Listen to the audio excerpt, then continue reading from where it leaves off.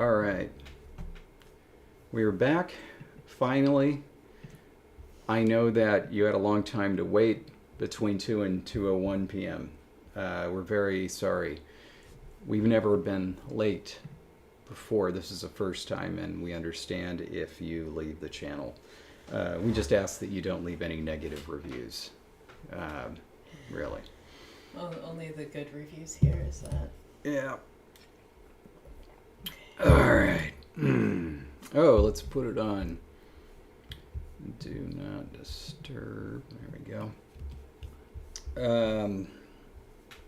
Okay, so what do we do on this channel?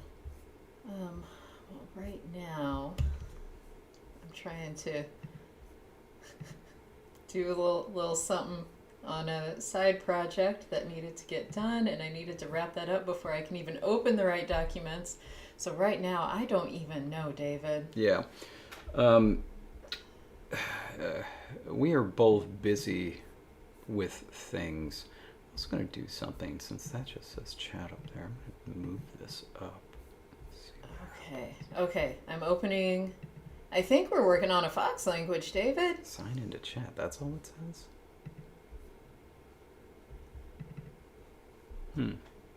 Interesting. I want to make it bigger, but I don't think I should. I have no idea what you're talking about. No, I know you don't. But you don't want any part of this. But as I said, I think we're working on a Fox language, and also that then made me think about Haurof, which of course this is related to, and how David posted the Instagram. Yeah. And then fix the font. That was the big one, because like as much as we were sad that we needed to not stream last Thursday, David secretly was like, oh, thank God I have another week to work on the font before we actually do the post. Yeah. And among he did other it. things. He did it all. It's been crazy. Yeah, so here, let me pull up Haugoff for a second. You can barely see it here, but there was a certain thickness issue with some specific Haugoff characters. By the way, how does that show up in frame? I think I can move it over a little bit. Yeah, put the W in view there. I am indeed not a spider. I don't know. Anyway. Don't know what I am, but I know I'm not a spider. So I wanted to show you, we had some glyphs in Hauhoff that were too thick. This was a noticeable one right here. This was another noticeable one. And basically, as you scrolled through the document like this, you could just tell that it looked like certain characters were bolded for some reason. What it had to do with was this top here. The top of this little turtley looking fella. Here, we'll go ahead and make him real big right here. See, the distance between this line and this line right here was something like 380. All right. Now, to give you a point of comparison, let's look at this one.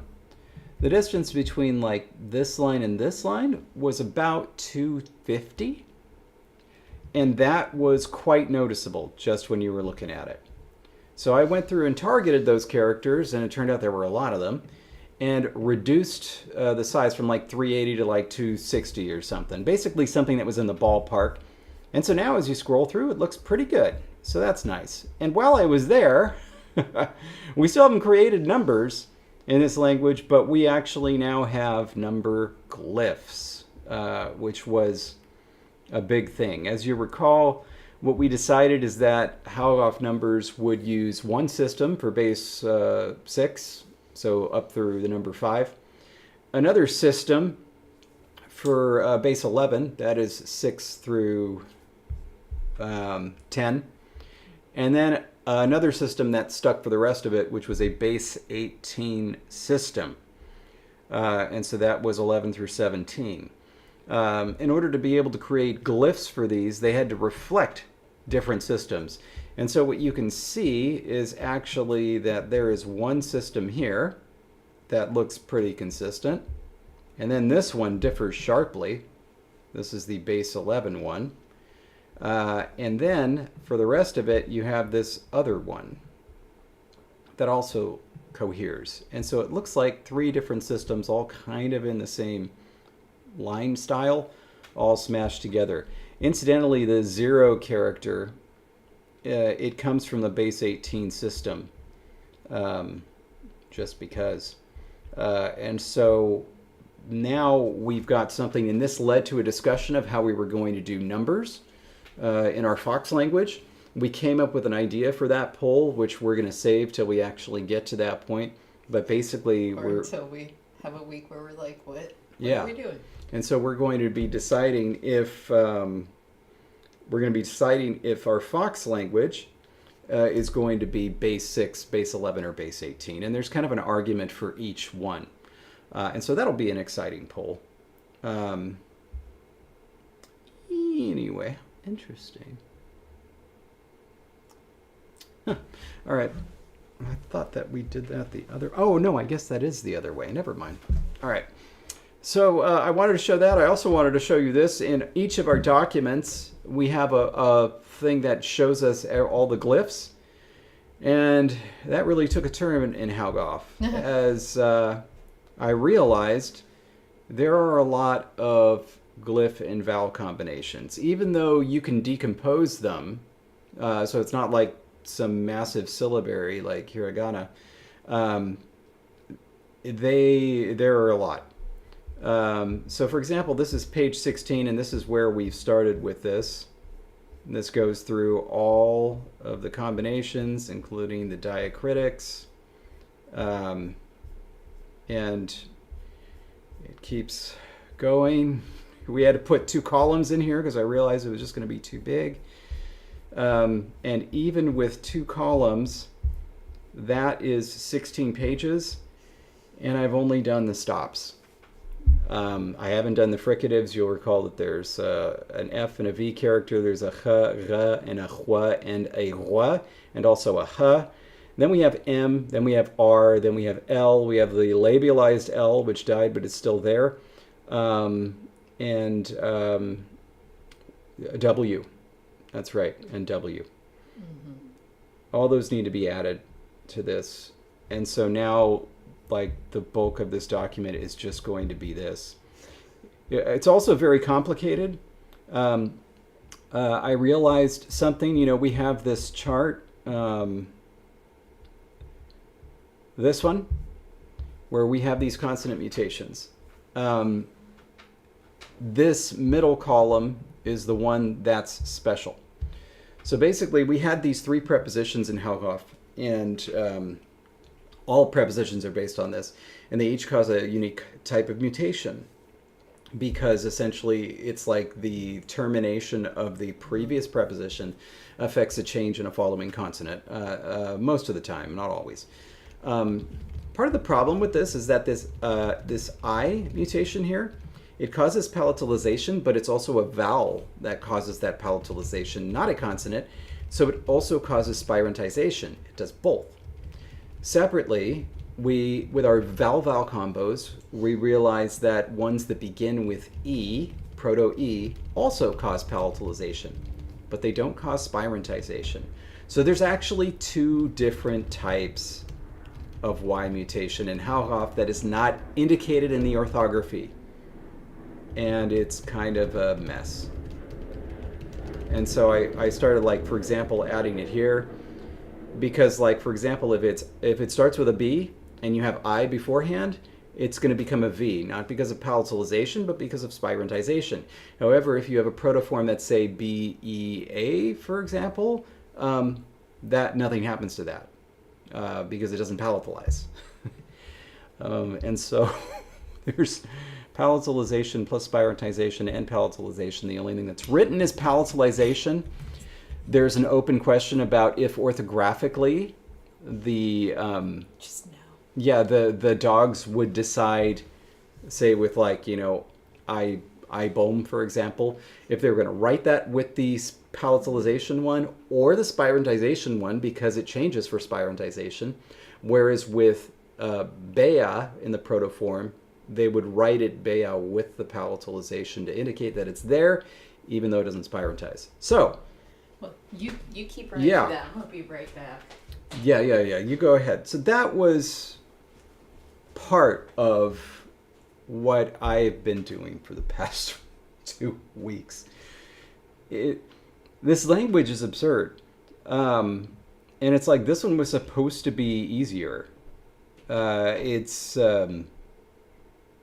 Anyway, it's been a time with this. And so it's not like a rant, but I just wanted to vent a little bit to tell you at least what I've been doing with this for the past 2 weeks in preparation for just the normal thing. Anyway, so now that we have discussed that, I'm gonna just double check to make sure it's all on screen, right? Yeah, it's all on screen. Okay, good.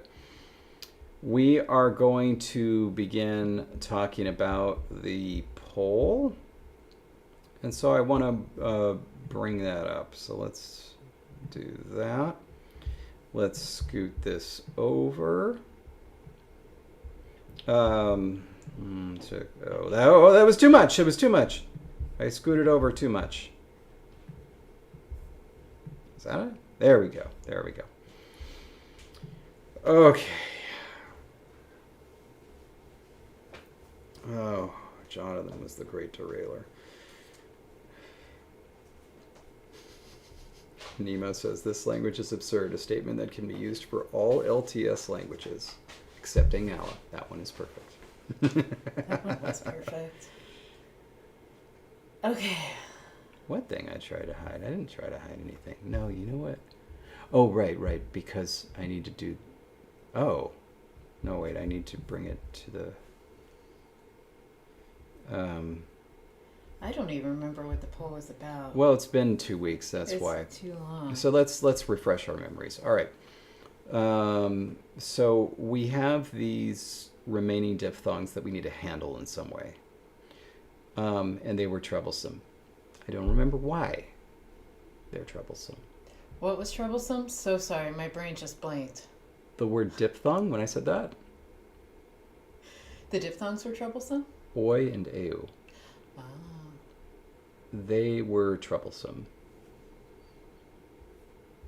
And so we wanted to take a look at ways that we could handle them. We came up with 2.5 possibilities, or like 3 possibilities, and one of them split into 2. So the first one, Magpie, inspired by Index Diachronica, pointed out that the vowel o went to ö in some language. And actually at that level, the open mid vowel, not the near mid vowel. We need it to be near mid because, so, yeah. So it's not the OE ligature one, it's the O with a slash through it. And so even though it probably doesn't make sense to do this sound change, because that sound change was that Magpie found was probably motivated by some other things and only happened because it was a very language specific reason that happened, we were like, let's do it anyway. And so we have this sound change where O is becoming Ö everywhere. Meanwhile, Oi and Eu both become Ü. And that gives us our front round vowels, Ö and Ü, for our foxes. So we called that Magpie's Miracle. That was option 1. Then we have option 2, or B, split into 1 and 2. For the top one, we do what we were going to do when we merged and A, and then we turn Oi and Eu into Ü. So it's just like the bottom part of that sound change, and evidently we merge schwa and A, and then do other things. So that was Shorty's Showdown, and then we have Longy's Lowdown. It's the same as above, but instead of short vowels, they're long. So instead of Oi going to Ü, Oi goes to Ü, and Eu goes to Ü as well. Which means that those vowels would only appear as long. We do have long and short distinctions in this, and basically because of how this works, either the front round vowels are always going to be short or they're always going to be long. There's really no way around that. And so that was the question. Anyway, we went to the votes, and really, no matter which way you slice it, I think you can probably guess which one won. Well, I mean, by name alone, people must have voted for Magpie's Miracle. They absolutely did. Because Yeah. name alone, like Yeah. even if they didn't read anything else, that's it. Yep. I gotta say, Wasn't close. I am struggling to get into the right mind of language. It's one of those fogs of having worked on too many different ones in the last 3 days. And I'm like struggling to be like, what have we done so far? And like, I can't even place the discussions that we had 2 weeks ago that led to this poll. I'm like, so much has happened in 2 weeks. And so anyway, I feel like every now and then I may be like, David, what? And I'm sorry, but Magpie, did you not vote for yourself? Because that would be pretty funny. oh, Magpie says maybe it shouldn't be called Magpie's Miracle, but Sissel Language's Surprise. Man. Okay. Danielle was excited though. I was looking at these goals for chat, and the only thing that you can do is a number of super chats. I was hoping we could add a goal like, Magpie says something positive about themselves, and that was our goal. But I guess YouTube doesn't have the infrastructure built in for that. Anyway, so Would the I win and I didn't even do anything count as positive? Like, I win, that's positive. I don't know how you would count that, so I was just seeing what your metrics would be. I mean, it's got to be sincere and true. We need Magpie to say, you know what? I'm a pretty good magpie. Better than pretty good. Yeah. Best doggone rootin' tootin' magpie out there. See, I'm trying to keep it PG. I almost said something else, but then I was like, you know what? I'm gonna be family friendly on this stream, even if no one else is. Hey, big shout out to Aaron O, and I don't know how to pronounce that Welsh word. Aaron O. I noticed that I failed to change the Discord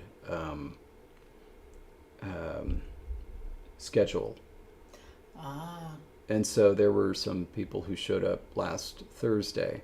And I know this because they were in the chat. Okay. And one of them was Aaron. So I thought you did change it though, because I went into Discord after I made the announcement to remind people there was no stream, and I looked at the event list and didn't see one listed.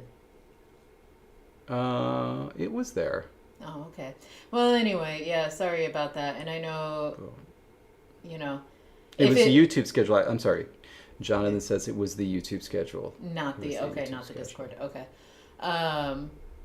And like, if it's a consolation at all, we had a very successful talk at exactly this time last Thursday. Mm-hmm. And so, yeah, it was just the exact time that we would have been streaming. We were standing in front of an audience of people talking about conlings. Mm-hmm. So. Yep. All right. Now let's try to refresh our memories about the foxiness of this fox language. Ah, yes. Remember this big table?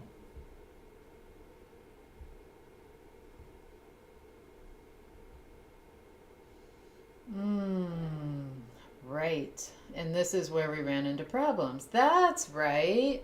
Mm-hmm. Oh, 2 weeks away from a language is too long. Unless you have quiet time to yourself to stare at a document to get yourself back in it. I always feel slightly embarrassed as I am lost in my own work and document in front of other people. I'd like to get lost on my own time frame.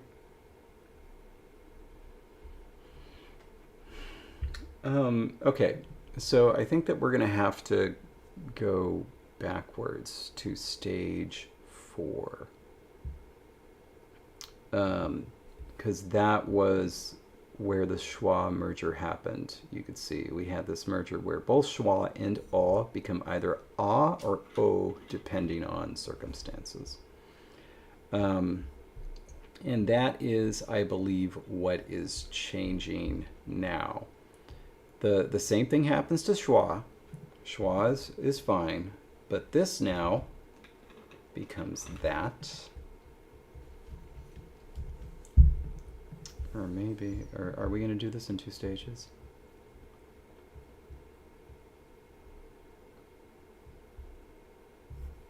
Well, here let's do this in stages. Let's say it becomes that. All right, schwa still does its thing.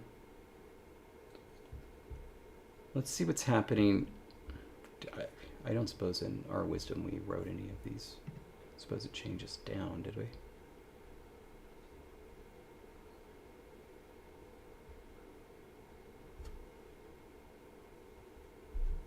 Would be. Sorry, what would be changed down? I don't suppose we wrote any of these changes down for stage 1, stage 2, stage 3, and stage 4. I thought that's what this table was. Well, yeah, but we have to infer what the changes are. Oh, you mean like descriptions? Yeah. Yep. Yeah, I'm gonna say we're gonna have to infer that.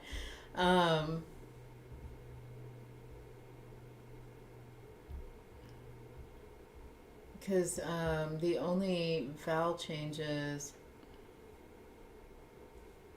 we've got post-emphatic vowel lowering, and I think that was the kickoff to like. Yeah, I really appreciate what Bubba's saying here. Like, Bubba says we haven't written them down because this was planning, and that is absolutely great. But then now jumping back into this, it's like we can see the sound changes, but like we need at least a clue as to the logic of why we did them.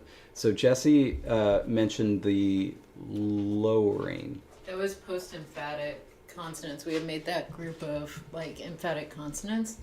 And I think that was going to be the impetus for eventually other vowels changing. But this was like... Wait. Goes to goes to e. And then I think that was supposed to be sort of a trigger. Because these are across the board changes. Stage 2 is an across the board change. Yeah. Okay, so let's try to figure out what this across the board change is.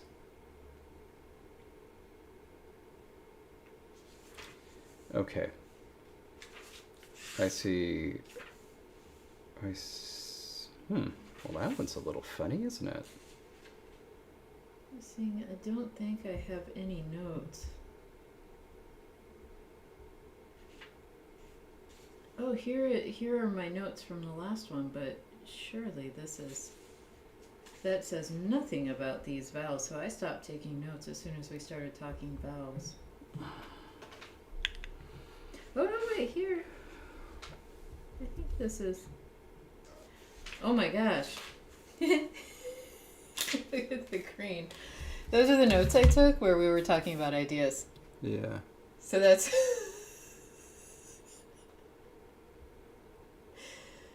And then the notes under that too are relevant to the same thing. But that's... So I did take notes, it's just I can't tell you what they mean and where we were going with it.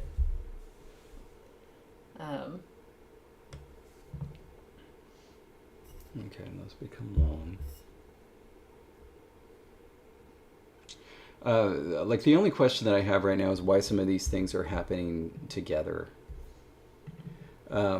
So if you look at stage 2, you have e going to a pretty much everywhere, whether it's a singleton or whether it's the first part of a diphthong.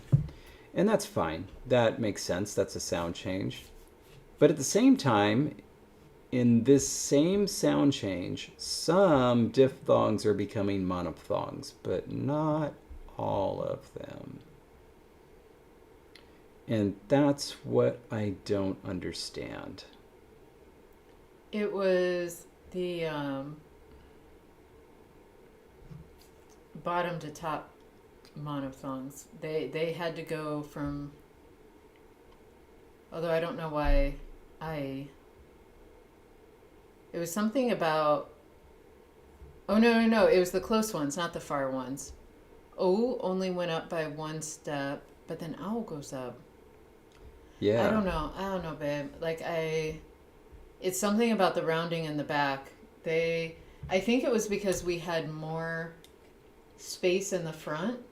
And so effectively we were starting to kill some things happening in the back because there's too many levels of vowels in the back, whereas in the front we had like all this vowel space to play with. And so it was effectively like things started collapsing in the back, and that was then going to trigger some other changes that would affect both front and back vowels. And I remember the long range goal was to not only kill schwas, but to get rid of diphthongs. That was effectively the goal from the entire thing. Yeah. I remember we had decided long vowels either would or at least could be a thing in this language. But it was effectively, it's how do we have effectively a great vowel shift in stages where we don't collapse the system too quickly to end up with like no space for vowels to move because they would all just whoosh. Okay.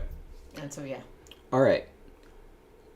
We may need to go backwards or add some more stages, but I want to respond to some of the ideas, some of the top level ideas that we have.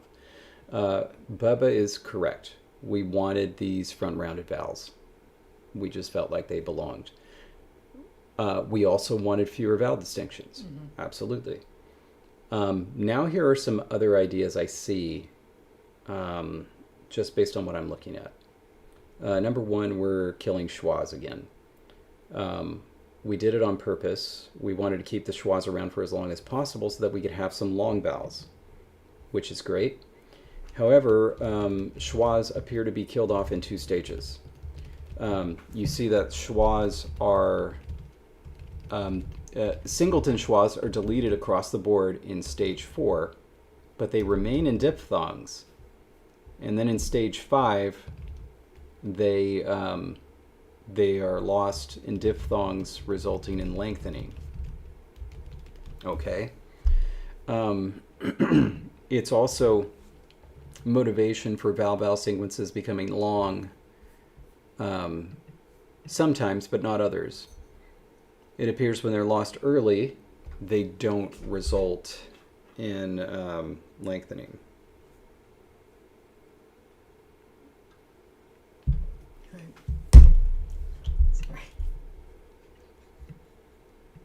Sorry, David. I thought you were on Do Not Disturb, so I thought you weren't gonna like look at text. So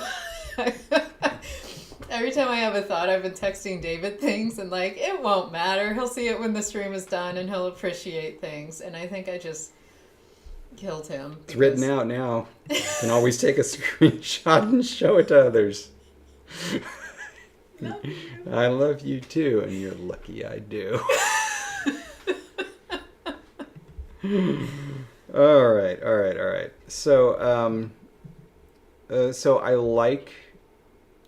like some of these ideas. Mm-hmm.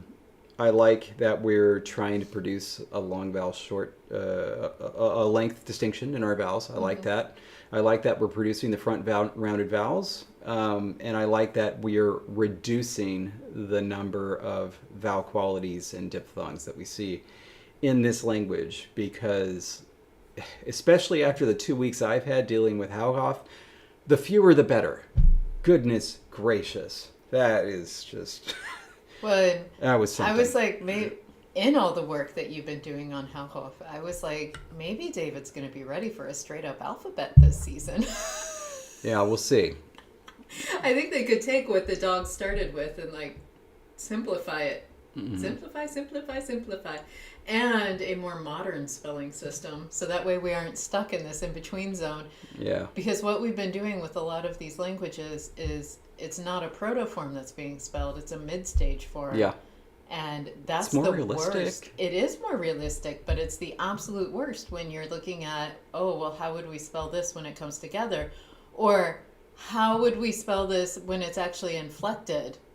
Like, we have zero documentation of inflection spelling in a lot of these languages. And that's really biting David in the ass as he's trying to put these posts together. That was, by the way, like, lost in all of that other Hauhoff stuff. I was like, all right, I finally got that orthography stuff settled. Now I'll just go to write some grammar stuff. And of course, the most interesting thing is these prepositions, which cause the consonant mutations. Come up with my example sentences, go to spell them, and it's like, how do you spell those prepositions? Oh, how do you spell those prepositions? Because, of course, if you'll recall, the prepositions change form depending on whether the thing that comes after it starts with a consonant or a vowel. And also, like, the M1 will change as well, like, based on mutation. And it's like, crap, we never wrote how to spell these, ever. And, like, one of them, the W, which is a W schwa, that comes out as W or just W or just V, it comes from Hua, an H that disappears. So this was kind of like an evolution. And so it's like, well, do you spell it with a W even though there was never a W in the word? How do you spell it? And then do you spell the H even though it's not there at all? Ugh. And then, of course, it's like, do you change the spelling as it changes pronunciation, or do you keep it conservative? And in which case, what's the conservative form? Anyway, I ended up inspired perhaps by Japanese wa, which is not spelled like wa, spelled like ha. I think I also said, wouldn't our dog speakers just know? Yeah, I spelled it UA, anachronistically. Anyway, and that's what it appears like always, even if it's just a W or a V sound. Because we never wrote it down. We never once wrote down an orthographic example of how to spell those. We didn't enter them into the dictionary. We have their protoforms in the dictionary. We never entered the actual prepositions in the dictionary. Oh my God. Anyway. Oh my God, I just saw what you wrote. Oh my God. Listen, I may not know where we are in this language, but I can be very punny today. They say hips don't lie. Jesse doesn't either, and that is no surprise. Anyway, so the pulling back. Pulling or pulling? Pulling. What I wanted to say, we should honor the length distinction. We should honor the front, wanting the front rounded vowels. We're definitely going to make use of those sound changes that we just voted for. Maybe we go back and revisit some of this stuff. Maybe we actually do get long and short, front rounded vowels out of this. But we're going to have to juggle these stages and maybe add more. Oh, as another little behind the scenes update. Mm-hmm. David and I attempted to get a light that was going to brighten things up in here.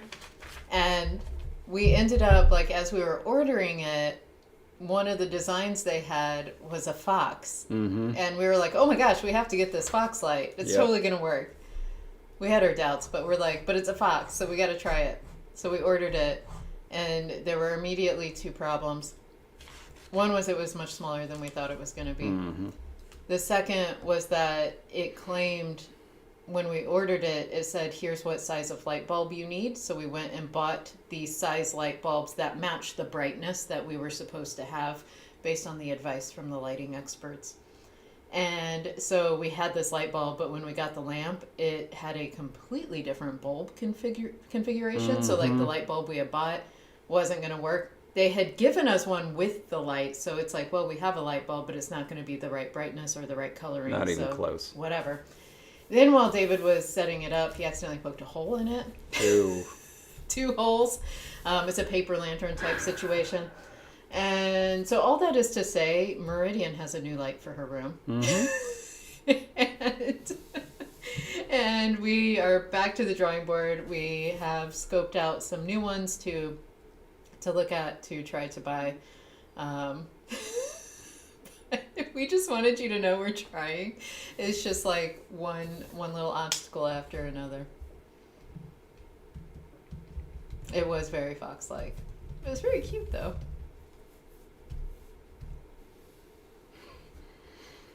Okay. So let's start with this first sound change, going to ah. Yes, and as you do that, I want to see. Okay, there's exclamation mark. Now I'm going to my IPA keyboard and typing in an exclamation mark. Going back to my regular keyboard, and I'm going to search. Oh, and I thought Nemo was doing a typo. And he was, and they were talking about my sign language IPA, but no, SIL. No, it appears to be the same for mine. And I have, boy, those look exactly the same, Nemo.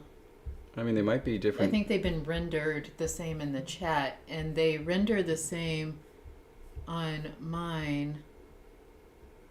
They might be different Unicode points. Yeah, they are different Unicode points.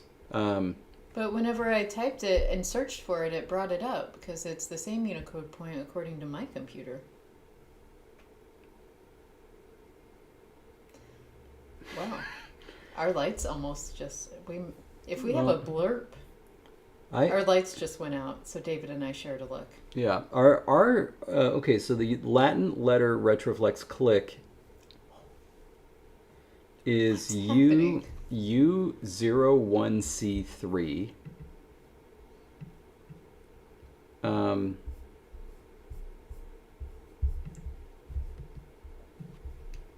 Exclamation point is 0021.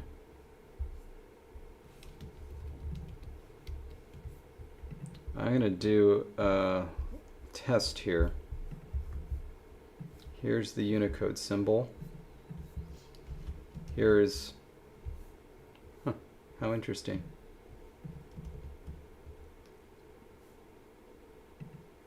There are two Unicode code points, but indeed, if you search for it, it shows up whether you do the original exclamation point or the click. How interesting. But there's certainly the option of making them different. Interesting. All right. David. Yeah. I'm ready to focus, I think. Thank you. Okay, so because I would love to get this handled. So we have dropping to a. Mm-hmm. In general, I love across the board sound changes that target features rather than specific sounds and saying this specific sound goes to this specific sound. I would love to see aw also drop because it's at the same point, but that would turn aw into ah, which honestly would have solved all of our problems had we thought of that originally. But we've done this new poll, so we shouldn't do that. The OE written together is the rounded, right? Yes. Okay, so it's that level, it's a front rounded. And yeah. We're eventually going to turn that into Yeah, probably. Instead of Yeah. But we're just looking at stage 2 right now. Right, I just wanted to make sure I was understanding what was happening. Yeah, if we had made aw go to ah at the same time that went to ah, we would be golden. However, I think it was also that we were trying we not didn't to do that. Too many sounds to ah. We didn't do that because of sarcashe.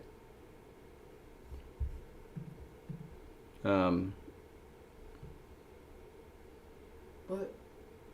Because of sarcashe? Sarkozy did the same thing. Remember, we split the mid vowels into a, and o, and then we had them, the a ones go down to a and a, Okay. and then the other ones move up to e and u. We didn't embrace a cat sound change in a Fox language. I guess not. Dang, that would have been a. What that would were have been we a. doing Yeah, 2 you're right. weeks ago? Like, we that didn't- would have been a great little like You're right. just kind of nod to like they're very catty dogs. Matisse, I'm always not doing things because of Sarkozy. My work, for example. Oh, goodness. Oh, I'm so glad you're here, Mateus. Oh, Behind the scenes have been worried.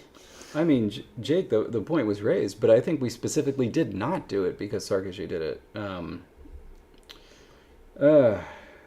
That you're right. That is a shame. That is a shame. But you know what? We're locked into what we're doing now. So I may have a slight recommendation. I mean, we already know that this aw to sound change is just weird. So let's lean into it. Let's have that happen first. The o to eh? Aw to yes. Let's have that happen first. And then suddenly, with our front vowels, we're going to have a, and e. Let's have that push to a. Or to a. Because it's Yeah. 2. And that's not going to ruin anything. Let's find out if it ruins anything. Let's find out.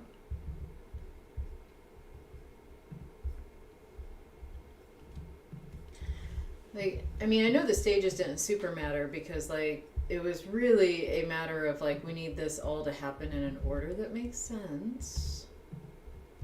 But, my word. Okay.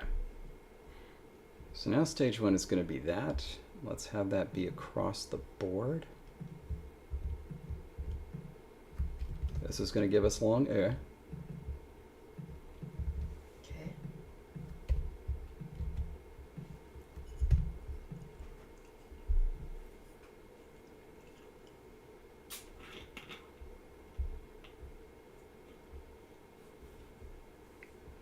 All right.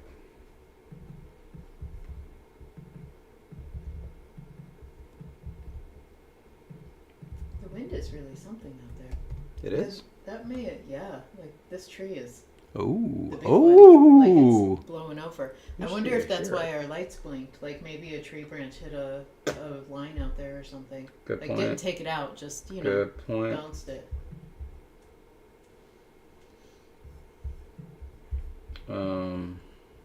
This is going to be stage 6. We're going to need to add another column because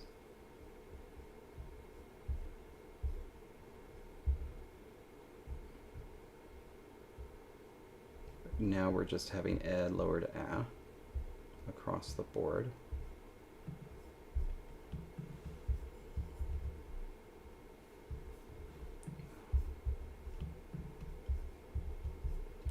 Okay, wait. Now let me.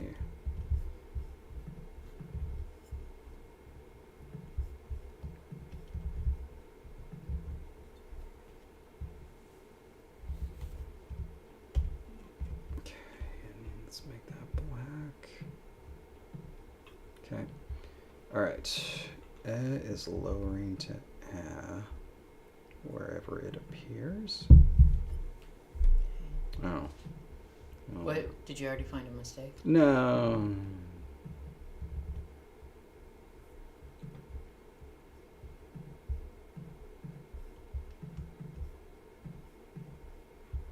I think that's it. Okay. And when we get this finalized, I have the choice of making this all happen in Luxurgy. Right. I'm getting better Oh. at Luxurgy, though. I've been practicing a lot lately. We're pretty far into the stream for me to be remembering this, but a couple of things. George Corley's Tongues and Runes every Saturday at 6 a.m. Let's Have a Booba every Tuesday at 1:30 p.m. And I think Europe's time changes soon, so we'll be Yeah. back on the same Right, schedule right. at some point. All of But I this know is this week, sorry for all this everyone is who's in Pacific Europe. Daylight Time. Yeah. Yeah. And then one more announcement. Some of you may have already seen the revelation of Jesse's ring for the recent Let's Have a Relay, Let's Have a Booba Relay. This Saturday, the this 15th. Saturday, 2 days is going to be the revelation of Jake's ring for the Let's Have a Relay. And that will feature, among other things, my text in Meg Davy. And that's at 1 p.m., right? That is at 1 p.m. Pacific. Yeah. Okay. Really looking forward to that. Oh. I'm excited too. This time I get to just sit and watch. Mm-hmm. And so I am very excited to see what happened to this other one.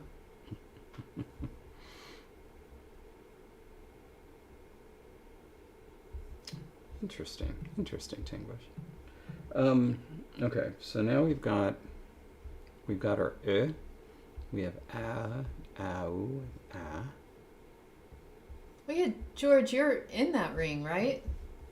George is saying, "I hope I can make it." Like George was in. Yeah, he was. Yeah, because Logan was in my ring, and Biblaridian was in my ring, and then we had all the J's. I think everyone else was a J, like, you know, Jagpie and Jethus and Jake and me, of course. Jonathan. Remembering very slowly everybody who was in my ring. God, Jonathan's art was just absolutely fantastic. If you haven't seen that video. Oh, and then there is, of course, Jason. But anyway, yeah, if you haven't seen the Ring 2 results, the Ring 2 ended up going first. Some amazing things going on.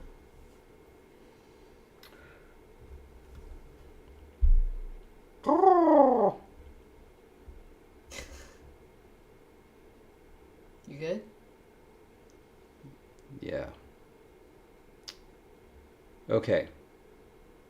I'm looking at stage 4. The things that are in red in stage 4 are things that previously would have been done. Mm-hmm. We have, in this language, ignoring schwa because we know what's going to happen with schwa, so we don't have to worry about it. We have 4 different heights at the moment. We have high, which is E and U. We have near mid, which is A and O. We have one open mid, and that's Ö. It's the only one left. We have low, and that's A and A.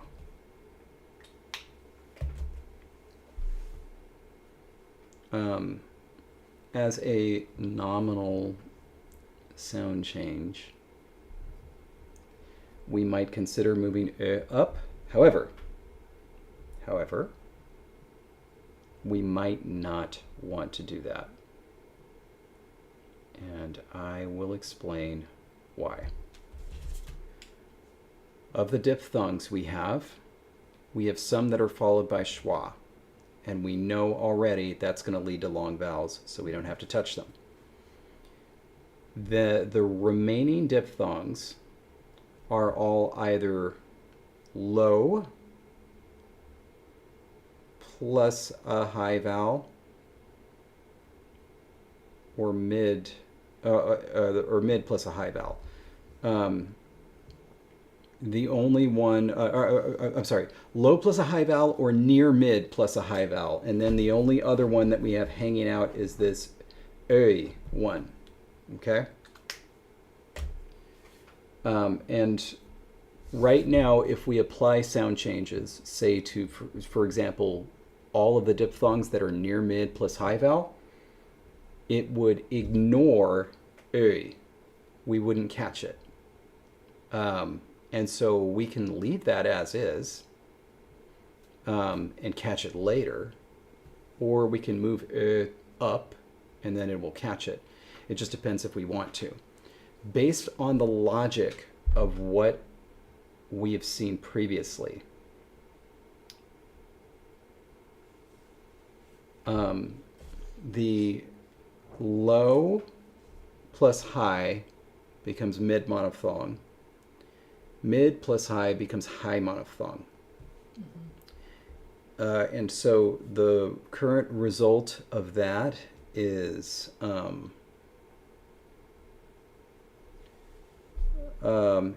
but only if they share their back feature. So AU becomes O. And OU becomes U. But that is literally it. AU are separate. One is front, one is back. AI is separate. One is back, one is front. AU, back, front. OE, back, front. Or AU is front, back, right. Same with ÖI and ÖU.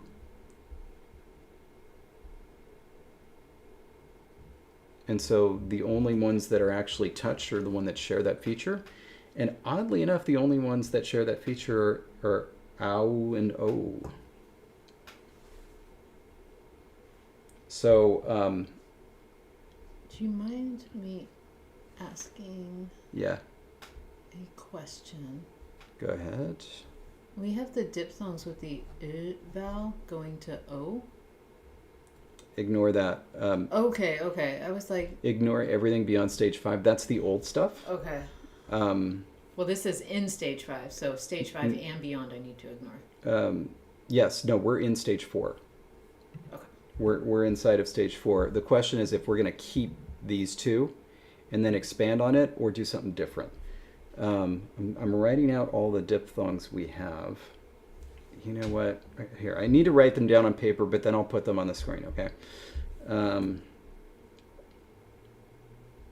right. Ignoring all the ones that end in schwa, because we know what's going to happen with those. Okay, then we have...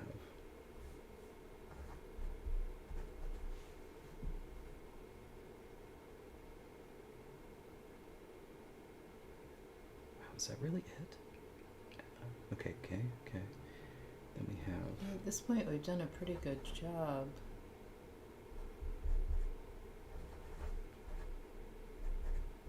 And then...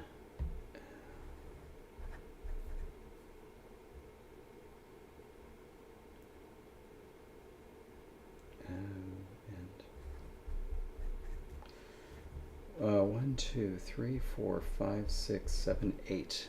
Let me make sure that I have that correct. I'm going to do it down here. All right.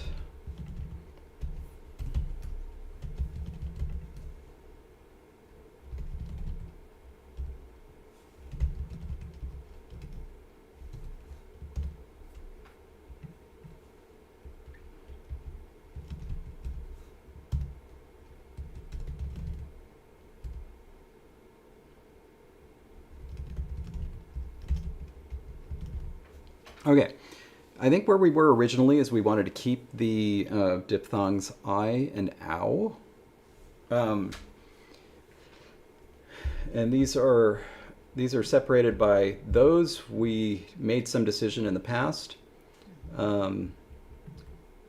These are near mid. These are open mid. These are low. Well, the new, like, couldn't that end up becoming ow? So we would end up like having I and ow. Yeah, like effectively ow would just be pronounced. Yeah. Ow or ow. Yeah, I think this was our original idea that we were going to keep these. Mm-hmm. So we could just make that decision right now, and and say that those are Those are well and done. Or wait, no, we should put it in green. Say that they're done. The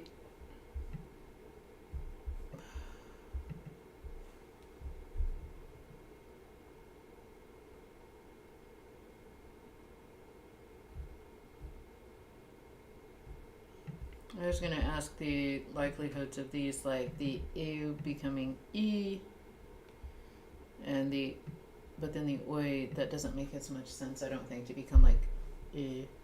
Our recent poll said both of these are going to become E. Oh, okay, both of them will. Yeah, okay. eventually. The only thing that we are maybe opening up to is whether they're going to be long or short, if we're going to get more long vowels. If we make these long, do we ever get E that's short? If we don't, maybe we don't want to do that. Oh, for I want to just... Would we, based on our current system,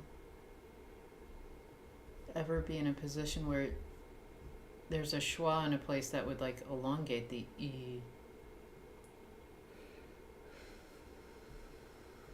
I don't think so. There's a schwa that will elongate the E, and so we're going to get long and short E, but not E, I don't think, because we don't have any singleton that ever goes to E.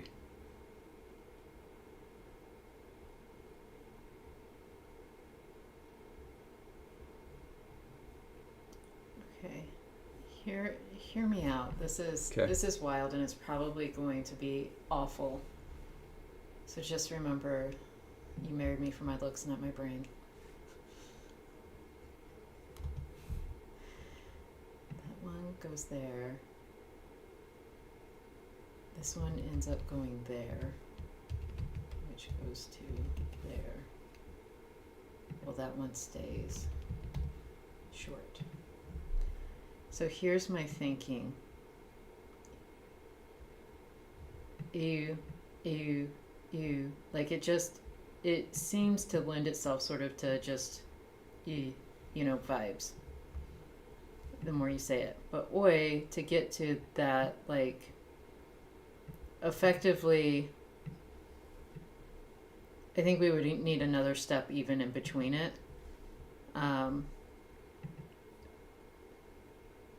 But it's like the height of this would be pulling it forward. So it's almost like it would become like y to y to e. Or even take out the schwa and just say that y becomes y. And like mapping it out, it's like this high vowel and this mid vowel, au, just shoop. But then you've got here and here, and it's like it pulls this up, but then E is not super pleasant, so it either has some sort of mid-step, or again, just delete that and say that E becomes E long.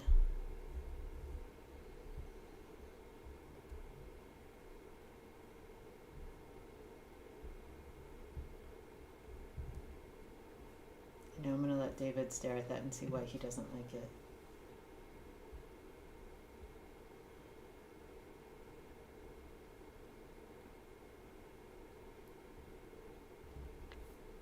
It gives me an idea. Excellent. I don't like it. That's all we need. I can't find a plausible reason to separate those. I definitely follow your phonoaesthetic logic. Because intuitively, my gut feeling is that you're absolutely right. That oi is somehow just a thicker diphthong. Yes, thank you. And it's not even like, as you look at it, it shouldn't necessarily be. It just feels heavier. And so like I feel like that would be the one that gets to the elongated position. I just don't know the behind the scenes mini steps, and I don't know if we need to map out all the mini steps other than to say this is how, beginning to end. Half a C, Miles. Half a C. So Um, I'd hate to rely on that, and we also have the Ö scent just kind of hanging out there.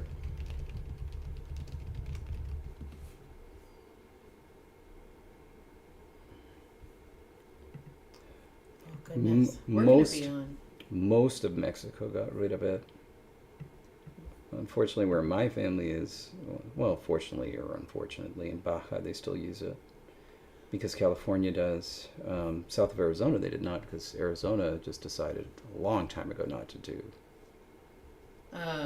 Well, and as a side note for our, I don't know about other world viewers. I know Europe in specific, we're going to be in different time zones, different time differences, rather, until the very end of the month. And so it's going to be 2 more streams are going to be at odd times for you all.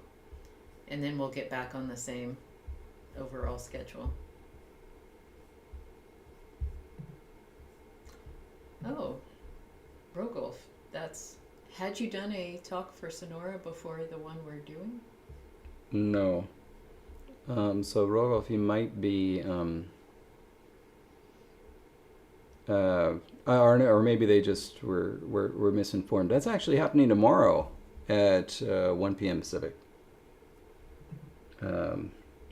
Jesse and I are giving a talk for the University of Sonora in Hermosillo.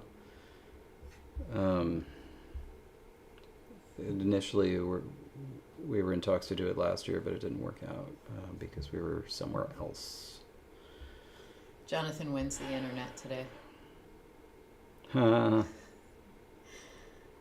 That's amazing.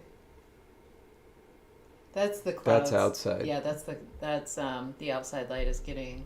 We're getting clouds moving over the sun. Okay. So I one idea I had, but also feel like I can't really support, is that these top ones, AU and OI, become U at some later stage, and these ones become this at the same stage that this happens.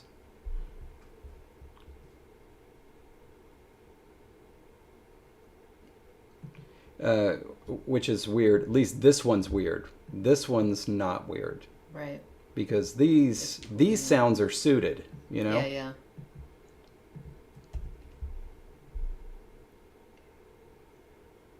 I almost feel like the bottom one would go to long U, because it's like they're both rounded.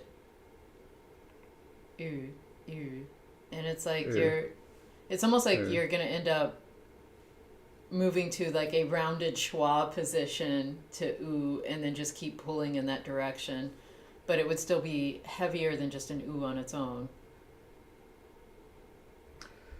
So what if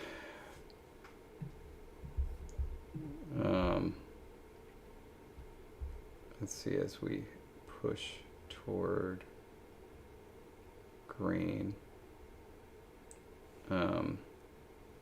Yellow. we'll call this purple. It's a great font. We'll call this purple stage. And then these are blue stage. These are extremely subtle color differences. Well, at least you don't have black, because the purple and black look the same to me. I can at least see the difference between the purple and blue, although yes, it is very similar. Like, just a second. How's that? Does that work for your aesthetics? Aesthetics? Yes, like that, brightening up the blue. Yes. Then I'll change that too. There we go. Okay. So here's my idea.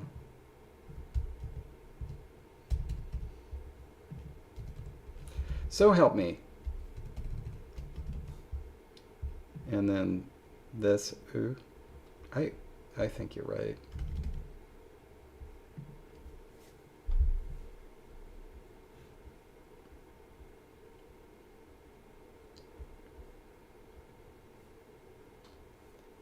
So we will have more instances of a long E than short E, but we Yeah. will have But we will have both.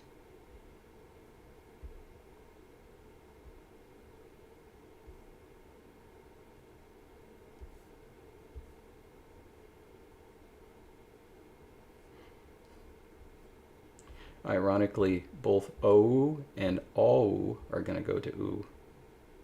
Except like actually, O is going to go to oo, and old O is going to go to ooh because it happened at a different stage. Oh my god.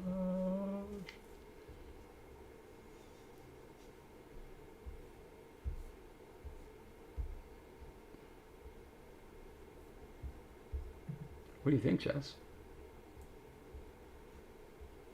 I say we go for it. Let's make this canon. All right. Okay. All right. So stage 4, the first thing that should happen is the monophthong, is the purple rule. First thing that should happen is the purple rule. Yeah. So AU becomes O, OU becomes U, and this one, A, becomes E. And Miles, the stage after purple is actually the blue. Green is the modern-ish, most modern. All right. I don't know if we're actually going to need this many stages, but this is just so that we don't lose anything on accident. Also, you're not going to mind if in Lexergy I just summarize this, right? No.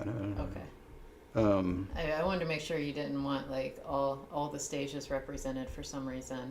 Like I can do that, but you know.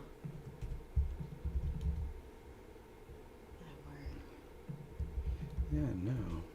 By the way, if you live anywhere east of the West Coast in at least the United States, I don't know if the Mexico area or Canada are going to be hit as much, but in the continental U.S., a storm hit the West Coast really overnight. It's mostly blown out of the area. We just had some crazy wind.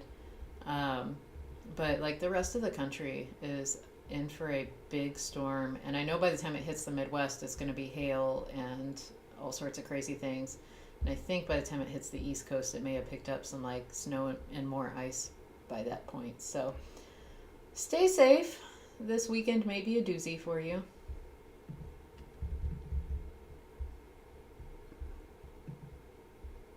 Make sure these are all the same. Okay, good. So the ones that still exist are that,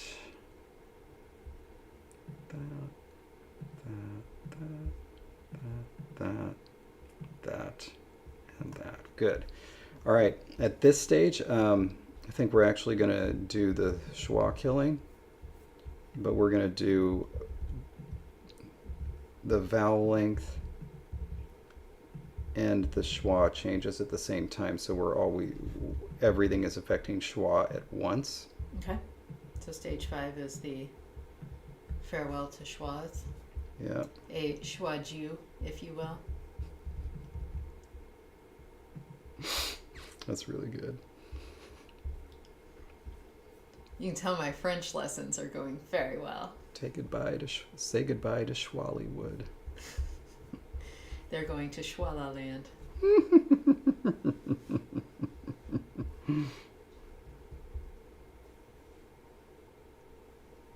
All right.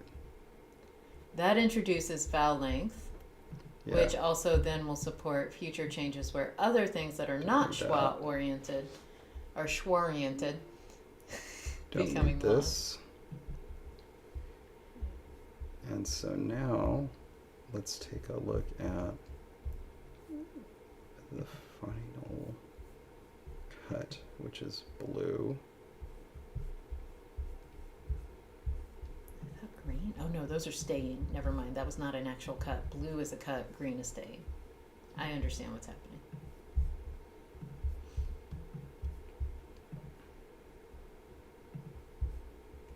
And now this is where, okay, AU becomes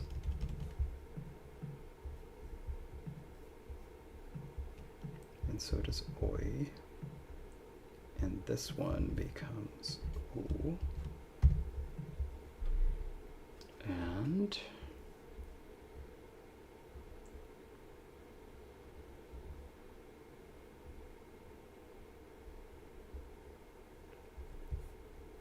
have we taken care of that one, or is that? No, that's staying. Yeah, that's staying. Okay.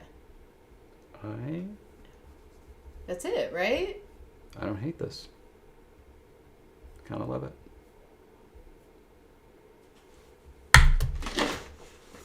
Don't look anymore, because you're not allowed. We're celebrating. Oh yes.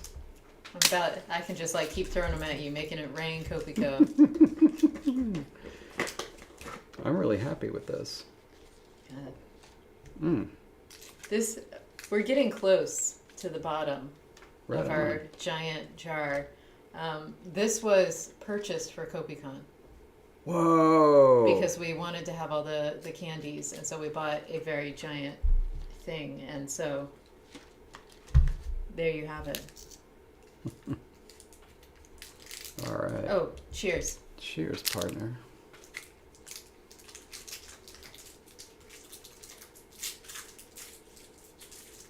There's a lot of candy in that jar. Jonathan's saying, wow, I've eaten from that jar. True. Mm-hmm. And that's why we can never get rid of it. We'll just have to buy replacements and we have to label it as the KopiCon. I can put an N at the end here. Oh, that's a good idea. Kopiko. Don't leave them with Jonathan or they'll be Gonathan.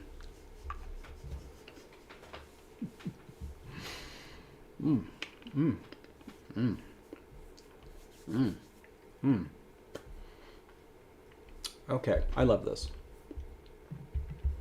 I love this a lot. I don't think that we need this anymore. And I want to write these sound changes up so that we can actually get rid of this table. You don't want to remember the stages? I'm going to write them. Oh, okay. Okay. I will attempt as you write them to do the Lexergy rules. So I may do it in stages instead of just summarizing. Okay, so first,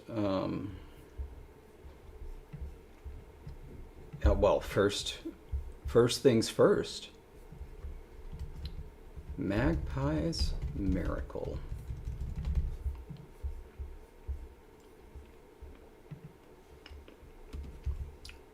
No other way to say it. All goes to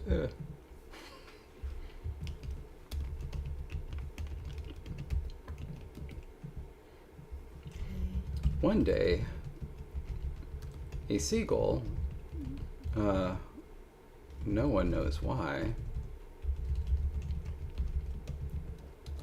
was flying over the tops of the fox language, carrying a bucket of front rounded paint. Then this seagull, again, no one knows why, dropped this bucket of front rounded paint all over the proto-vowel ah, turning it into That's too bad, the other animals said. You'll have to change that vowel. The fox speakers thought for a moment and said, "We'll think about it." Then they did more vowel stuff instead. This, by the way, is a very specific reference. Kopi goes to anybody who gets it.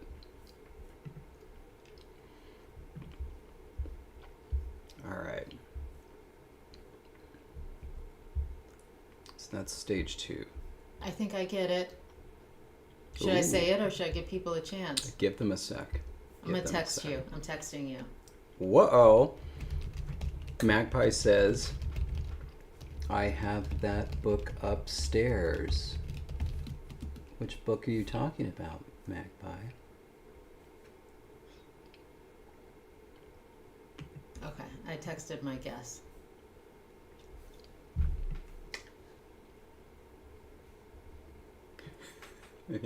Yes. Thank you. I expected the title of a book, not that, but yes. Listen! Did you hear that my brain... Oh my gosh. Earlier when I was on the phone. Oh, Magpie knows it. This really is Magpie's miracle. Okay, sorry. Earlier when you were on the phone... I was trying to think of... It was the word waiver that I was trying to think of. Yeah. Extension would have worked as well. Mm-hmm. But I couldn't think of either word. And so I kept waving my arms on the Zoom call. So it was actually like Zoom. So everyone got to see me. Well, it was just one person, but got to see me trying to think of this word. And they're trying to provide guesses for me, like, what do you mean by this? And finally I was like, like the process when you elongate it. That's all I could think of. Finally I came up with waiver. But no, so forgive me for not remembering the title. I'm struggling. I have mentioned this. It doesn't look like anybody else is going to get it, though, so... Magpie, feel free to spoil away. You've earned it. Sensing the overcrowdedness of the front vowel space. By the way, if you're wondering how to say overcrowdedness in Arabic, it is izdihem.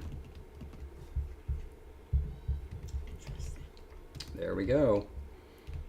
The book is called The Big Orange Splot, also known as Mr. Plumbean and the Big Orange Splot, and it is one of my favorite books of all time.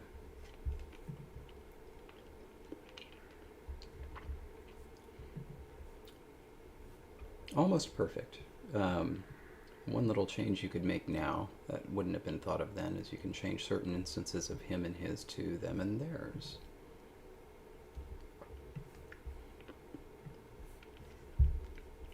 But yeah, it is absolutely a book I recommend everybody read. It's incredible. One of my favorite books of my entire life.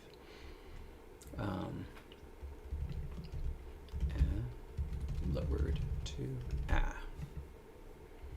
That is stage 3. Stage 4.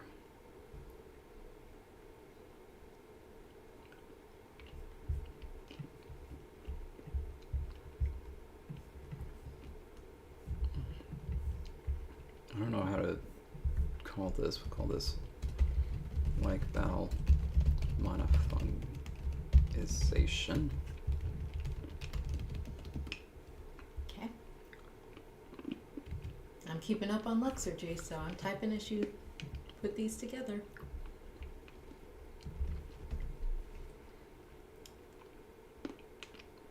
Okay. This is going to be difficult.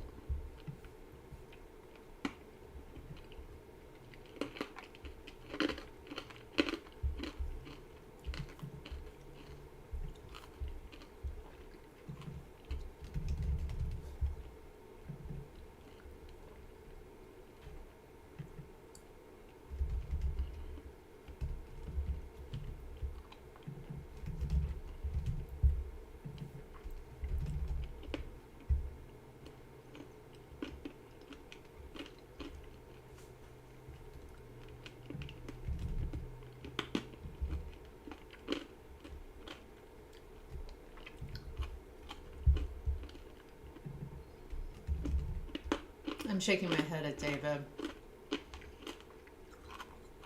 I will be using different terminology in Lexergy and just listing what goes to what.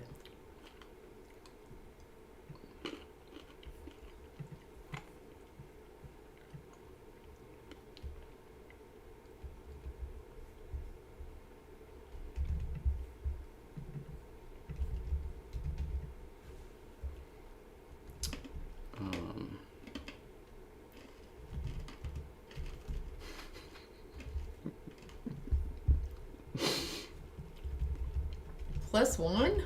Yeah. David.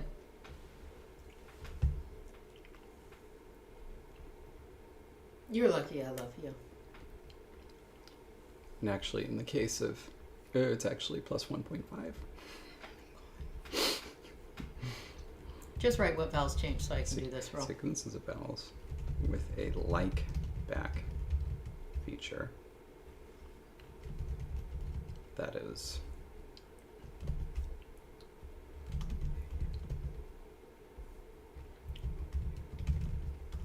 This is the stage 4, right? So yeah, we'll call this vowel sequences. The like back feature.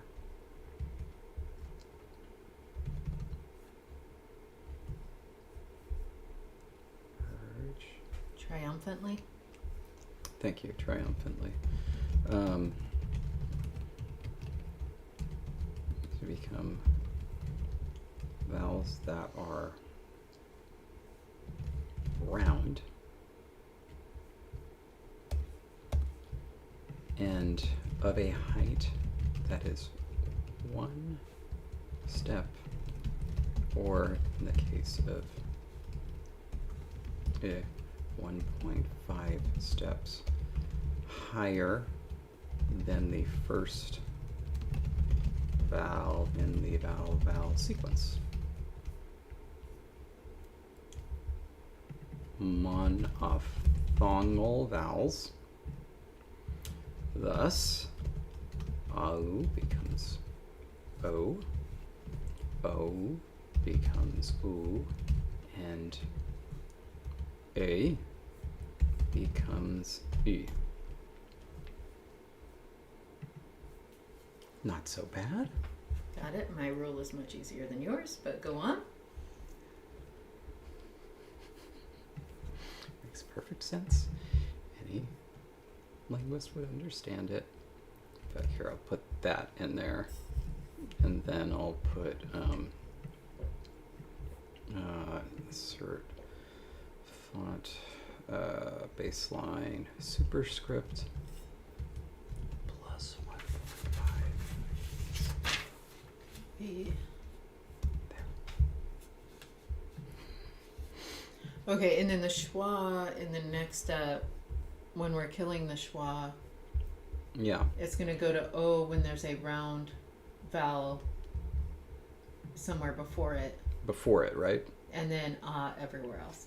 And so it's going to have intervening consonants, because schwa is never the first vowel.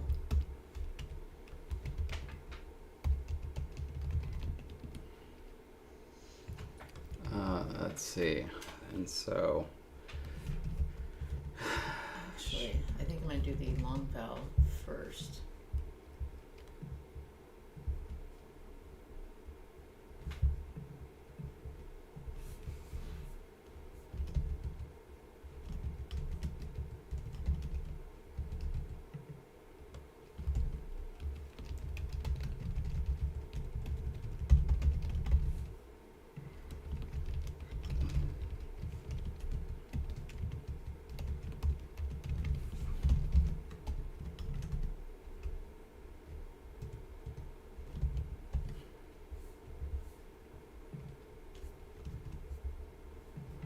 I think that use plus there.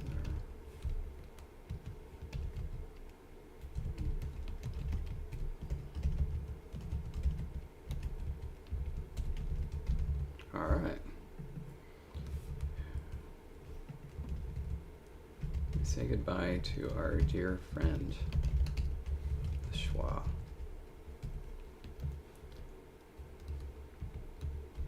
Replacing them with vowel length, where it followed a vowel. Other instances of schwa become O after round vowels.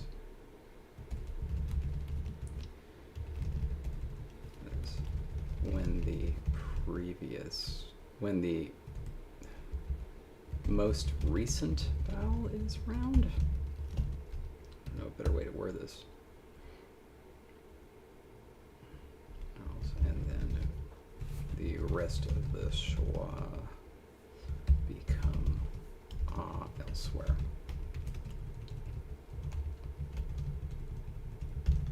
Dunsy bunsy.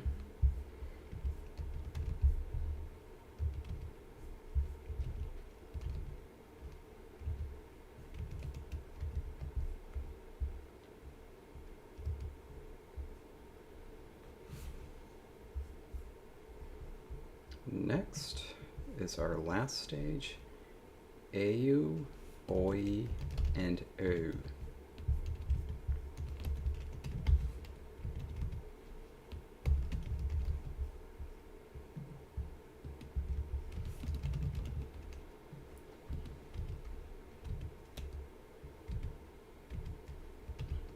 The final lengthening. Okay. V, alpha back.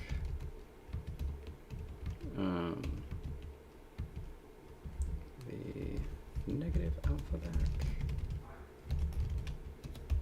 becomes V plus I.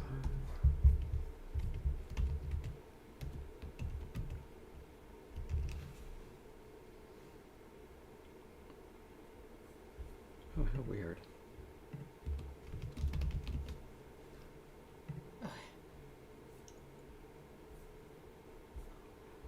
Round was defined. Boy, I can't really explain that. Rounded. Whoops.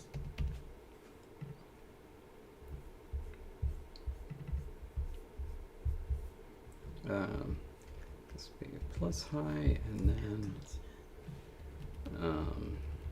I know what we need to do here.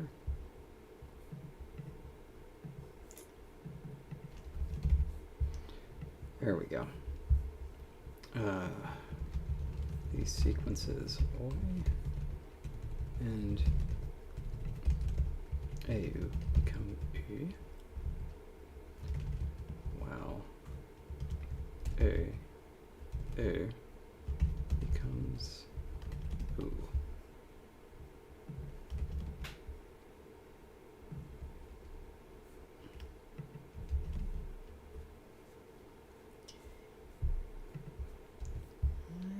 Wait, there we go.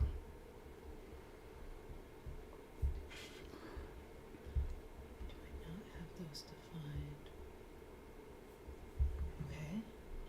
Okay.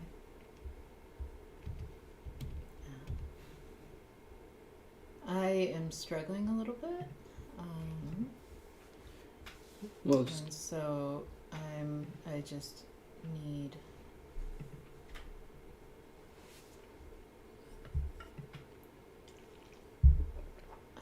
I think well, part of it might be nice job. There might be an advertisement problem here, but so let's deal with that in a second. But first, Jesse, congratulations. So it's all set. wait, no, I just figured, sorry. Back. Okay. I did I gotta change the name of it so it matches. I did the Schwabi Trails rule, which required some fancy footwork. And the final lengthening it's just real simple. Okay. Yep. So Oi, you become you.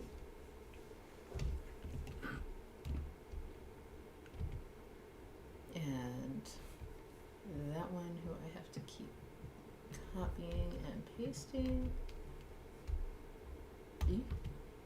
becomes ooh. Yep. Okay, so that should be fine once I actually have forms to test it. I think things are coming out the way we would expect. The only vowels I'm seeing in the results list are ones that we have. Oh, I see a mistake. Okay, I've got to fix something. Okay, can I talk about this thing over here, though, real quick? Sure. Okay, so Aaron Othewent has a YouTube channel where they are posting words of the day, Arrow and Word of the Day posts. And so, anyway, it is on YouTube. I'm going to actually go to the channel here. Better.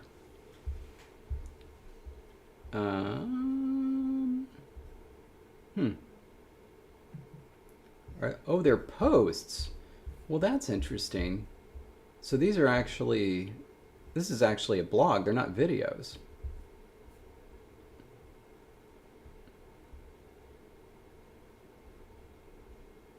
I'm voting for that.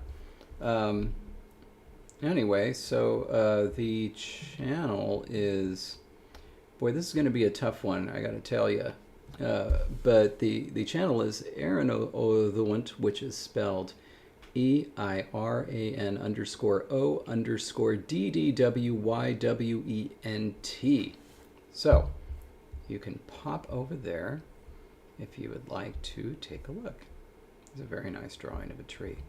Maybe I should show everybody the drawing of a tree here. I'll show everybody the drawing of a tree. Gotta do that. Oop, oop, oop, oop, oop, oop, oop. Over a little bit. There we go.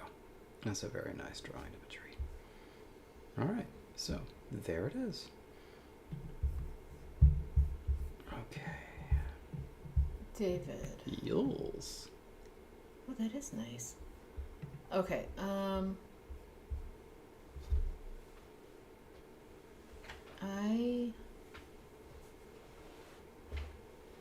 may need help.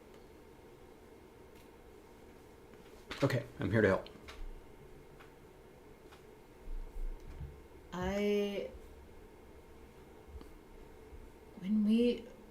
So when we did the rule where we ended up having like the word final labialized things, it was always a schwa that was inserted, right? At the end. So like as... Oh, the delabialization thing? Like when it's at the word final, the epenthetic vowel word final. So it goes delabialization, the first, Celtic style epenthetic vowel spirantization, but that it's always a schwa, right? Yeah, and we didn't put that rule in, did we? Deleting that. I mean, it's in Luxurgy. The schwa getting inserted? Did we not include it here? No. What's it say in there? Epenthesis, the vowel schwa is inserted after word final labialized consonants. Rule number 11. Oh, okay. Oh, okay. Yeah. All good. Okay. What was the post-emphatic vowel lowering is after... You know what? I need to trace the evolution. What I'm getting, I have got it so these word final schwas are coming out as... I think as expected. Mm-hmm. Except one example. And that one example, and I'm kind of speaking slowly as I'm just checking all the other examples to make sure I'm not misspeaking. But the one is O and then that uvular fricative ch, which is labialized, so oh. Okay. And I'm going to trace changes. Let's put this somewhere so people can see. Apply. Okay. The post-emphatic vowel lowering occurs, bringing it down to an ah, which is why it's not o-hwo in its modern form. It's o-hwa. Yeah. Because the schwa was already lowered. Well, I thought I wrote the schwa rule wrong. That Oh. there's rounding in front, but the schwa is going to ah instead of o. But it had. Oh, that is delightful. I think it's all written correctly. I have all the rules in. Yeah. So, really, what we just have to say now is, are we happy with it, or do we need to still do some stuff with the consonants, I guess, yeah? What are left with? Let's go up to the IPA charts. Which can we update this now? Ah, yeah, I better do Because that. the IPA charts are absolutely out of date, or at least the vowels are. I feel like the consonants are as well. Do we have a vowel E in this language, or no? I feel like we didn't manage to get there. I Ooh. wanted to introduce it, and I don't think Crap. we did. Hang on a second. I'm gonna do some undos and then redos, okay? So give me just a second. Undos and redos.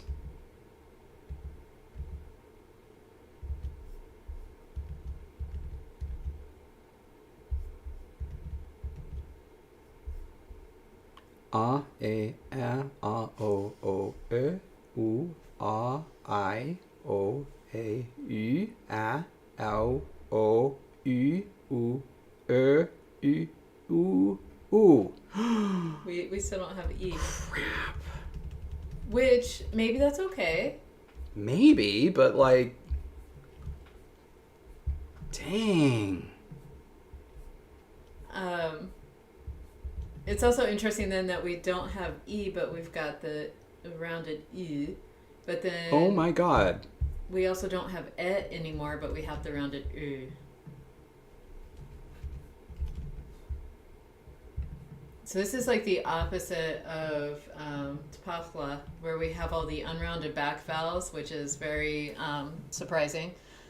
And then here we've got all these rounded front vowels, but very few unrounded front vowels. Well, I mean, we've got unrounded front vowels. It's Jonathan just- is saying I feel just like few. unround U and raise to U. Everybody's, the cis language is saying just unround U. It's like the one day blinding stew. Hold on a second. Let's this is now red. Do the opposite of English's great vowel shift, Jonathan says. And then I can go to E.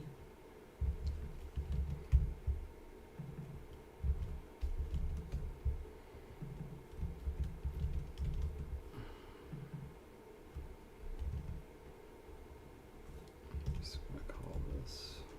Yeah, what are you going to call it? Just gonna call it that for the time being.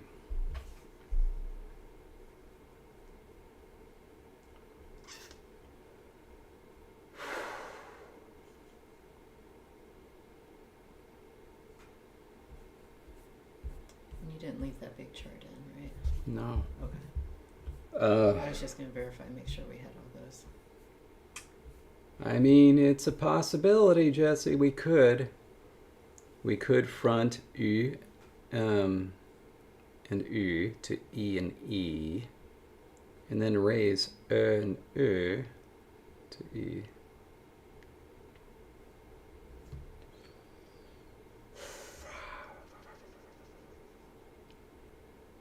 Is it because they met the clan of Fox speakers for whom we have workshops to create language for, and whose word for fox is keef? Mm-hmm. And they heard that and said, we really like that, but we have no E sound in our language. Mm. And so we're going to take the E and E it. Miles is also suggesting raising A everywhere and then unrounding and so we'd have E, U, just qualities E, U, and E. So keep Boy, this is the poll. the poll. This is the poll. I mean, Magpie should have a say in this. All right. So option A is going to be, I'm just going to do qualities here. E raises to E, and then E raises to E. Option B, A raises to E, and E unrounds to E.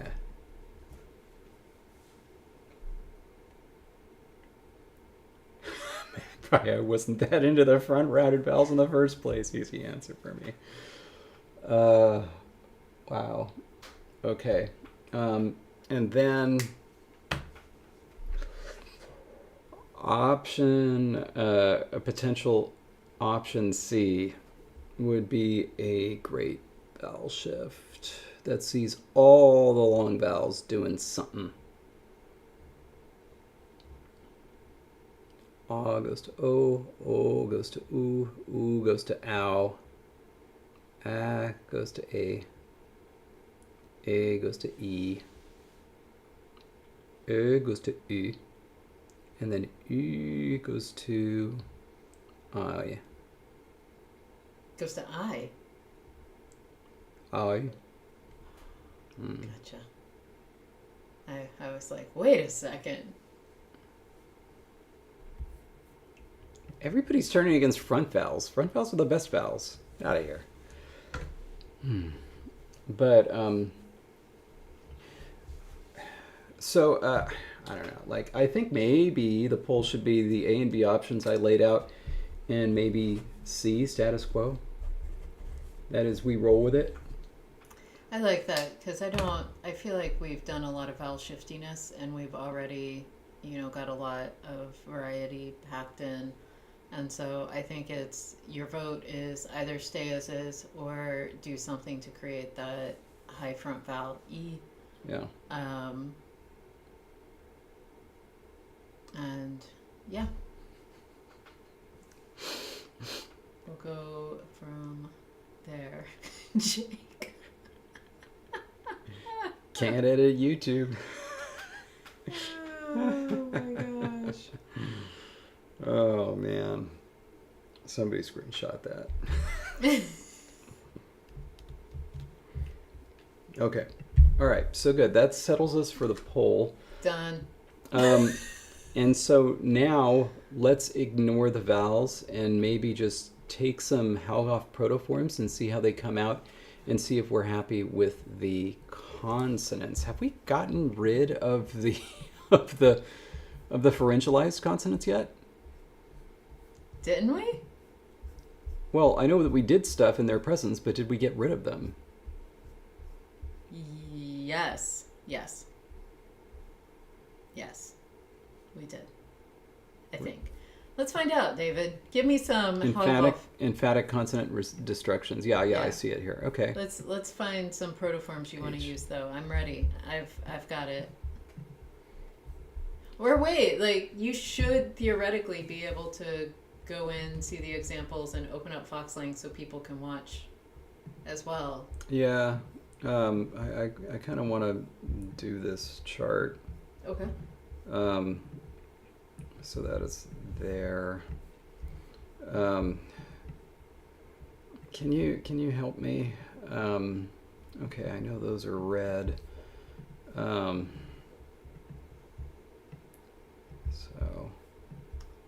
and then that would be red. Do we still have fa and va? Bilabial? Like, Are we gonna change like W into F or something? Do we still have W? oh my god, babe, I don't even know.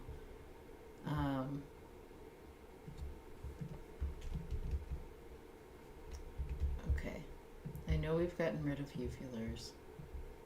We've gotten rid of those. I'm kind of going through.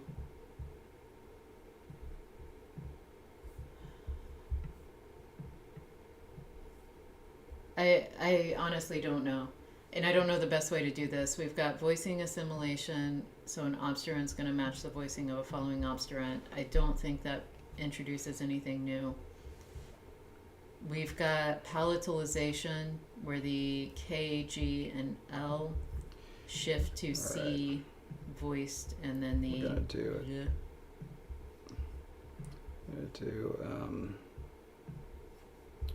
it. Okay. I don't know how much of this is going to appear on screen. Whoa! My goodness. Graham changed it so you can collapse the first box all the way. There's no minimum. Oh, wow. I like that. Okay, hold on a sec. Okay, good. It's in there. All right. Foxsling.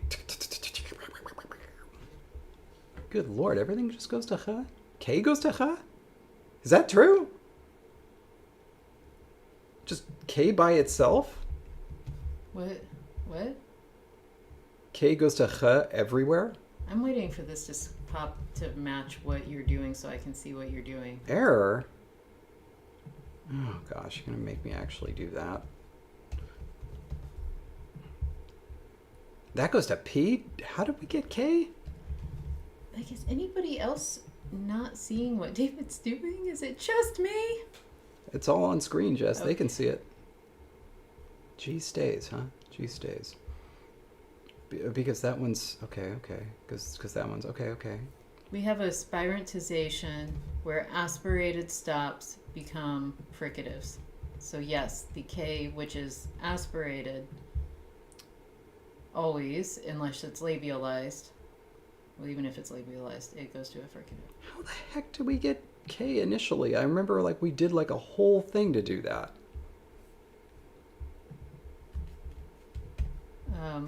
Was that not from... I remember we did the qua.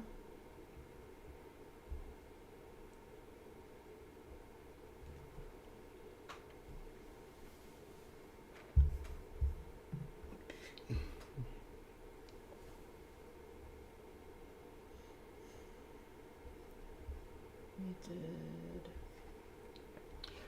No, I know that, Nemo, because that's the only thing that we have. We have K.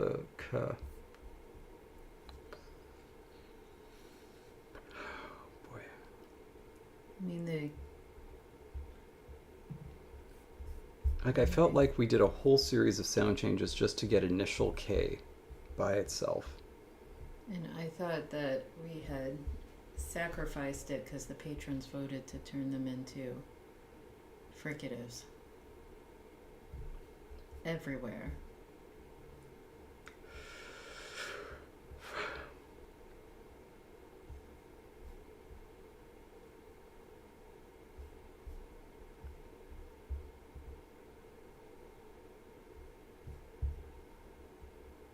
Do other people remember? Wait, what happened? Do K in front of an I or in front of an E, Yeah. like KE. What happens there? Yeah, it's still fricativizes. It becomes sh. By the way, we still have palatals. We haven't turned them into sh or anything. We might consider that, especially since they're brown in the IPA chart.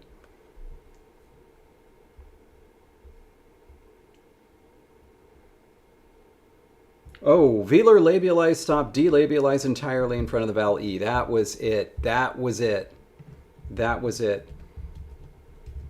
So quit becomes kiss. That is it. So we get 1K. Yeah. That's it. Okay. All right. Fine.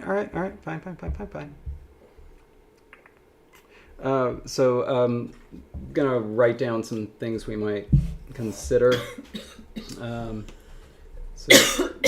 Palatals becoming alveopalatals or post-alveolar.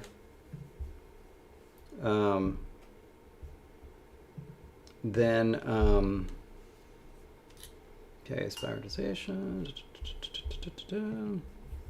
How about R? It's still a R. Do we want that? Excuse me. We ended up saying even in Halhof that modern day speakers just use whatever R they want.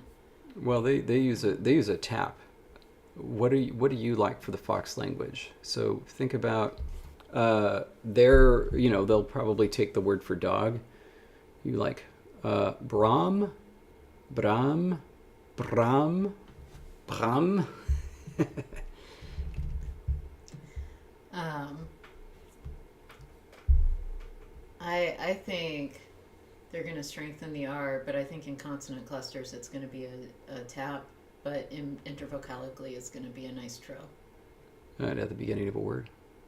As long as it's not part of a consonant cluster, I think we can get a trill there. All right. So What then. does that sound Roxy? Okay. So then R to R tap in consonant cluster. All right. It's a good sound change. Oh, Jake is saying if we did R to ya, we could get more palatalization. So Brahm to yam.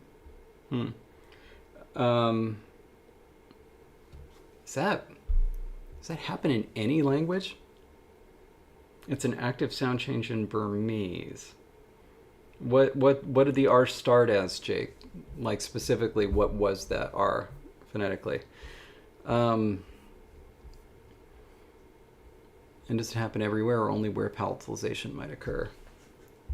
We could also go woke with the issue. There is no true L, I don't think. We could L-alize it. Oh, that was the other thing. The L, if we wanted to change that. Okay. Because it is currently velar. We had discussed moving it forward. We had discussed, yeah. But we never did it, so... Way. I thought we had discussed changing it to a palatal.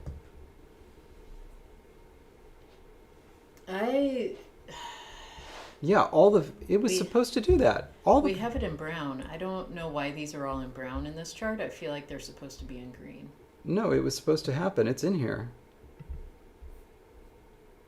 Yeah, palatalization. The velar consonants K, G, and L shift to kya, ja, and ya, respectively.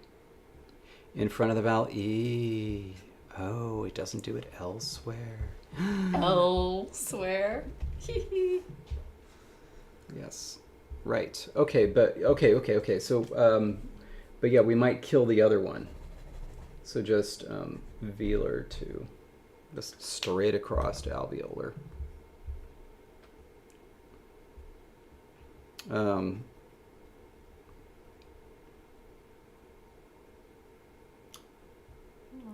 R to ya happened in Sicilian too, after L also became ya?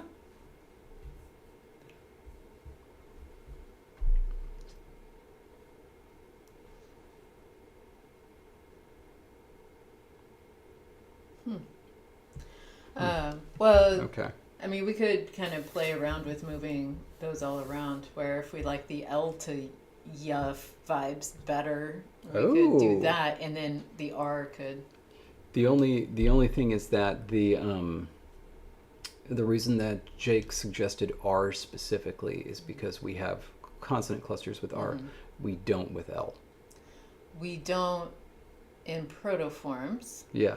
But as I have mentioned to you, and I don't know if I had mentioned it on stream, was that I feel that the Fox language is going to be far less analytic than the dogs. Oh, I see. And by far less, I mean not like crazy things, but suddenly I think we're going to see some of those prepositional type things actually glomming on, and potentially putting, especially with compounds and stuff, as we start potentially making compounds, having more interaction than we would have had. So.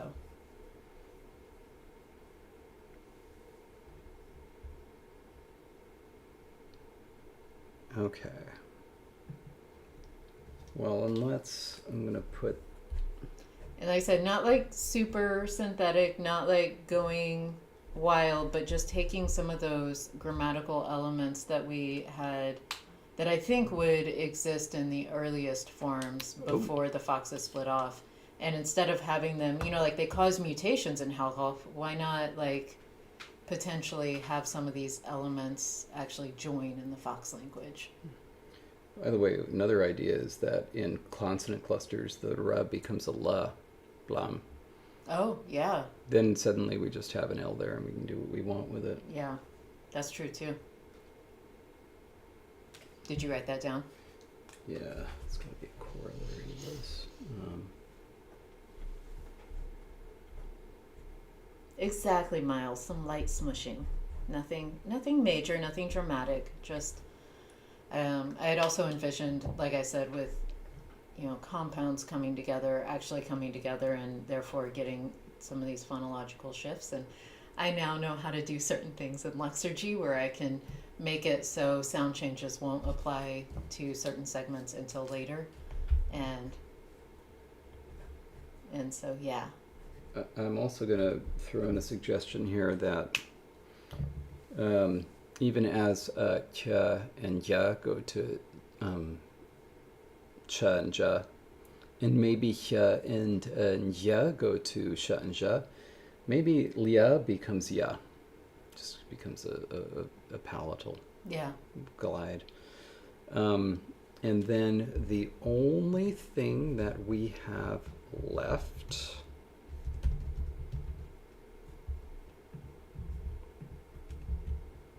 is this very early idea to have W go to V. Yes. Yeah. And currently we still have bilabial F and V. Okay. So, and we had discussed having them go to labiodental. And then, but yeah, that W to V sound change was when we talked about early. Yeah. No, I definitely, yeah. Yeah. All right, but I feel like these are little baby sound changes that we can take care of at the beginning of the next stream. And then hopefully we can be done with sound changes. Yay. So, so for example, as a languagist, for plaza became piazza, right? From in Italian, what was it in Sicilian?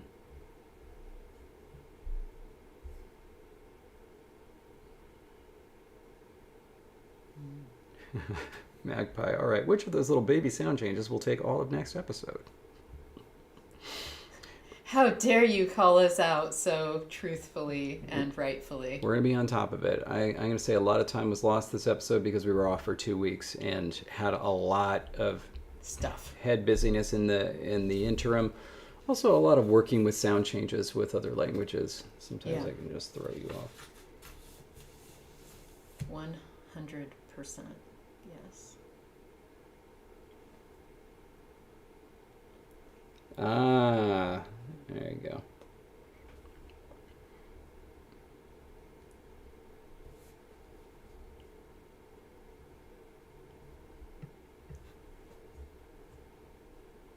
What motivated P to go to Kya? Or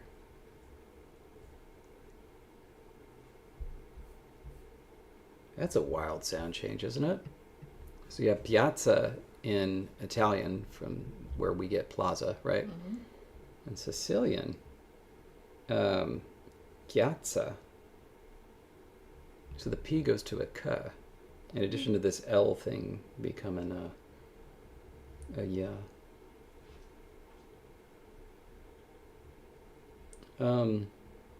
No, I wouldn't say FL to H is wilder. I think it's exactly the same amount of wildness. It's like, pla to K, fla to H. It's right on there.